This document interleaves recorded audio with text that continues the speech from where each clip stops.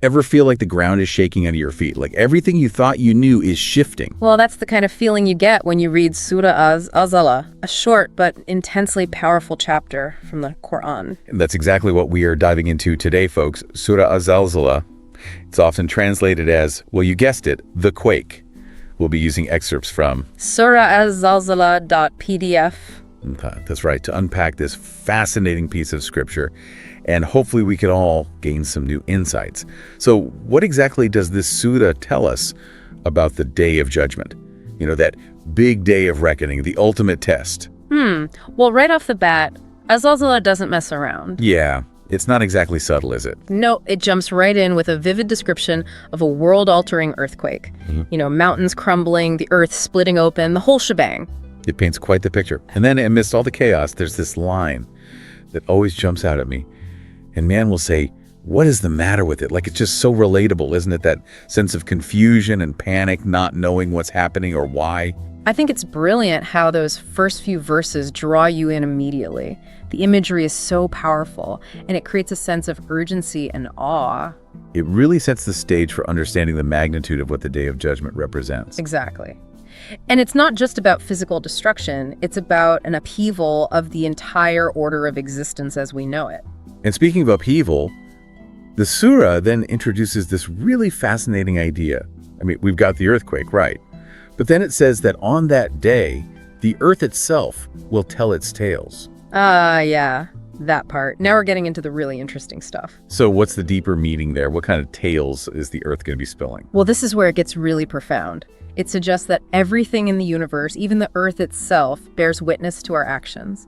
It's like every step we take, every word we speak leaves a trace, a kind of record in the world around us. Whoa. Almost like the earth is absorbing our energy, our choices somehow.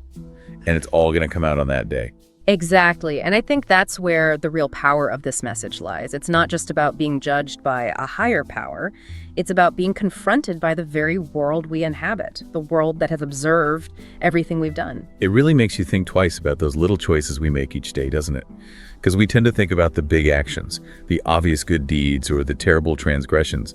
But this surah seems to be saying it's not just about those. Right. Like even the seemingly small, insignificant actions we might not even give a second thought to, those have weight too. And the surah goes on to emphasize this by stating that on the day of judgment, even an atom's weight of good or evil will be seen and accounted for. An atom's weight. That's a pretty powerful image. I mean, an atom is the tiniest, most basic building block of matter. What's the significance of using that specific metaphor here? I think it's about emphasizing the immense value placed on even the smallest of actions. In Islam, every choice matters, whether it's a kind word to a stranger or a moment of impatience. Each action contributes to the overall balance of our deeds. So it's not just about the impact those actions have in the moment. It's about the ripple effect they create that might extend way beyond our understanding. Exactly. And I think it's also about cultivating a kind of constant mindfulness. Knowing that everything counts can make us more aware of our choices and more intentional in our actions. And all of this, the earth as a witness, the weight of every little action, what does this tell us about the concepts of divine justice and accountability in Islam? I think it points to a few really important ideas. First, there's a strong sense of justice at play. No good or bad deed goes unnoticed or unrewarded. Second, there's a meticulous record-keeping of deeds, which emphasizes divine omniscience. And finally, it underscores the idea of individual responsibility. We are accountable for our choices, and those choices have consequences. And those consequences shape not only our own destinies, but potentially the world around us. Pretty powerful stuff. And I think that's a perfect place to wrap up our deep dive into Surah Az-Zalzalah. It really is. The surah packs so much meaning into just a few short verses. Yeah. It really does. The awe-inspiring power of the Day of Judgment, the idea of the earth as a witness, the weight of every action, no matter how small. It's a lot to think about. And I think it leaves us with a really important question to ponder.